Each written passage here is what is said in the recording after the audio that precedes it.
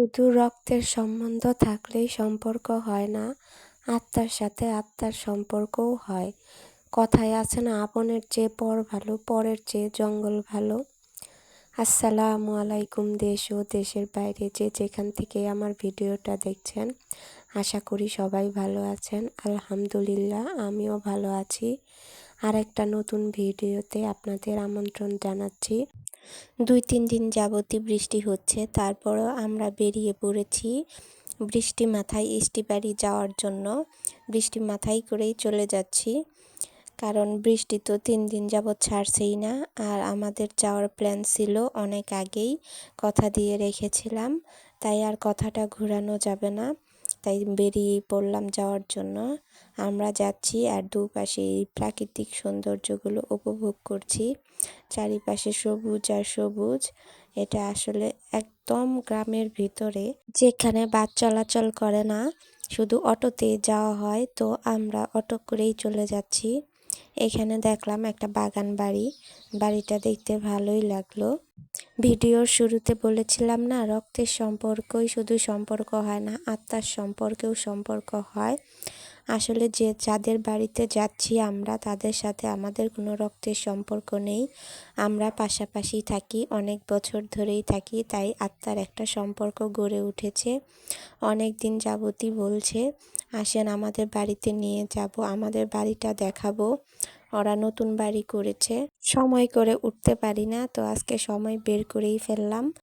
এই ভাবিটা আমাকে এত আদর করে যে আমি যদি একবেলা না খেয়ে থাকি, ও আমার জন্য খাবার এনে হাজির। আসলে আত্মার সম্পর্ক যে এতটা গভীর হয় আমারও জানা ছিল না, তো এই সম্পর্ক দেখেই জানা হলো। যাই হোক, এই যে আমরা অনেকগুলো নদী নালা পার করে চলে এলাম। এখন বৃষ্টিটাও থেমে গেছে। এই যে ভাবিদের বাসার সামনের রাস্তা, এখানে দেখছিলাম একটা মহিলা জাল নিয়ে যাচ্ছে বিলের মধ্যে মাছ মারার জন্য। তো আমরা বাড়িতে ঢুকে পড়ছি, আর এখন প্রায় দুপুর 2টা বেজে গেছে। আর ভাবি এসেই রান্নাবান্নার আয়োজন শুরু করে দিয়েছে, কেননা এমনিই 2টা বেজে গেছে। রান্নাবান্না করে খেতে খেতে না হলে 4টা-5টা বেজে যাবে, আমাদের আবার ফিরে যাওয়ার কথা। এই জন্য ভাবি রান্না করতেছে আর আমরা সাহায্য করতেছি। ভাবি সাথে করে মাছ মাংস এগুলো নিয়ে এসেছে, কারণ ওদের বাড়িতে কেউ থাকে না। আর এগুলো করতে করতেই দেখেন আবার ঝুম বৃষ্টি শুরু হয়ে গেল। বৃষ্টি থামলেও খানিকক্ষণের জন্য থামছে, আর বৃষ্টি আর বৃষ্টি। এটা ভাবিদের বাড়ি। ভাবিরা টাঙ্গাইলের এক বাড়ি দেখে এরকম করে বাড়ি বানিয়েছে, তো আপনাদেরকে ভিতরেও দেখাবো কেমন করে বানিয়েছে। আর এদিকে রান্নাবান্না শেষ, এই যে আমরা সবাই মিলে মেঝেতে বসে পড়েছি খাওয়ার জন্য। তো আমরা খাচ্ছি, আর এই যে এগুলো বিলের টাটকা মাছ ভাজা, সেই জন্যই আপনাদেরকে দেখালাম। আর সবাই মিলে একসাথে খেলে আসলে মজাই আলাদা, খাবারের স্বাদটাও যেন দ্বিগুণ হয়ে যায়। তো আমাদের খাওয়া দাওয়া শেষ। এই যে দেখেন ভাবিদের ঘরটা, এটা টাঙ্গাইলের কালীহাতিতে এরকম করে ঘর দেয়, আর সেখানে ভাই চাকরি করে, সেটা দেখে এখানে ওইভাবেই ঘর তৈরি করেছে। এই যে দেখেন এগুলো কেমন করে নকশা করে দিয়েছে, আর উপরে টিনের সিলিং দিয়েছে। এখন আমরা চলেই যাব বলছিলাম, কিন্তু ভাবি আর যেতে দিচ্ছে না, রাত্রি হয়ে গিয়েছে, তাই আমরা থেকেই গেলাম। এই যে পরের দিন সকালে বললাম যখন থেকেই গিয়েছি তাহলে বিল দিয়ে ঘুরে আসি। বিলে যাওয়ার পথেই এই যে ড্রেন, এখান দিয়ে খেতে পানি দেওয়া হয়, আর এখানে একটা মাছ লাফ দিয়ে উঠেছে, তাই ভাবির ছেলেটা মাছটাকে ধরে নিয়েছে। এখন আমরা মাছ নেওয়ার জন্য কিছু নিয়ে আসিনি, তাই ও পকেটে মাছটা তুলে নিল। আর আমরা ধান ক্ষেতের বাতর দিয়ে এগিয়ে যাচ্ছি বিলের দিকে। চারপাশটা দেখেন কেমন সবুজ আর সবুজ, পুরা এক মাঠ এরকম সবুজ। তো আমরা বিলের কাছে প্রায় এসে পড়েছি। এই দেখেন বিলের পানি এসে পড়েছে। তো আমরা এসে পড়েছি বিলে।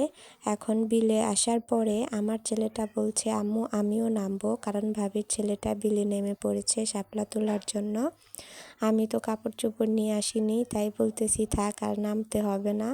কিন্তু আমার ছেলে বলছে যে না, আমি তো কোনোদিন নামিনি, শাপলা তুলিনি, তাই আমিও তুলবো। তো বললাম যাই হোক নামো, কারণ কোনো দিন যখন নামোনি এটাও একটু দেখো কেমন লাগে।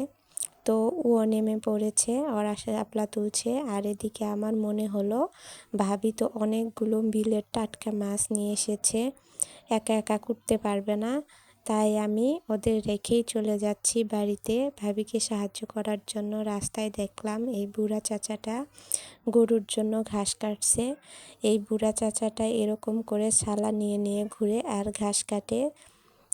তো এদিকে যাওয়ার পথে দেখলাম লাউয়ের জাংলা, লাউ, এখানে লাউ আবাদ করা হয়। এই যে সিম, অনেক বড় জাংলা, অনেকটুকু জায়গা নিয়ে এখানে সিম চাষ করে। এগুলো পাইকারিভাবে ওরা বাড়ি থেকেই বিক্রি করে। এইখানে খুরিকন্দ আবাদ হয়। আর এই যে আমি বাড়িতে এসে পড়েছি, দেখতেছি যে আমি না আসলে কি হবে, ভাবিকে মাছ কোটার জন্য অনেকেই বসে পড়েছে সাহায্য করতে, কারণ অনেকগুলো মাছ, আমরা আবার চলেও যাব। তো এই যে ওরাও এসে পড়েছে শাপলা নিয়ে। আর এই শাপলা তুলতে গেলে অনেক পানি কামড়ও ধরে। তো আমরা খাওয়া দাওয়া শেষ করে বেরিয়ে পড়েছি বাড়ির উদ্দেশ্যে। আর রাস্তায় ঘটে গেল এক দুর্ঘটনা। আমরা যে অটো নিয়ে এসেছিলাম সেই অটোটা নষ্ট হয়ে গেছে, আর আমরা সবাই এখানে দাঁড়িয়ে আছি। আমাদের বাড়ি আসতে আসতে রাত হয়ে গিয়েছে। আর রাতে এসে আমি এই যে শাপলার ডাঁটাগুলো কেটে নিয়েছি আর শাপলা ফুলগুলো আলাদা করে ফেলেছি। ফুলগুলো কলি ছিল, কিন্তু এই যে রাত বাড়ার সাথে সাথেই ফুলগুলো ফুটে যাচ্ছে। কতগুলো ফুল ফুটে গেছে, আরগুলো একটু একটু করে ফুটেছে। রাত হলে কিন্তু শাপলা ফোটে, এটা আপনারা জানেন কি? আর কিছু শোলাও দিয়ে দিয়েছিল আমাকে। আমার ভিডিওটার মধ্যে কোনো কিছু যদি আপনাদের একটুও ভালো লেগে থাকে তাহলে ভিডিওটিতে একটা লাইক করে দেবেন আর সাবস্ক্রাইব করে আমার পাশে থাকবেন প্লিজ। আল্লাহ হাফেজ।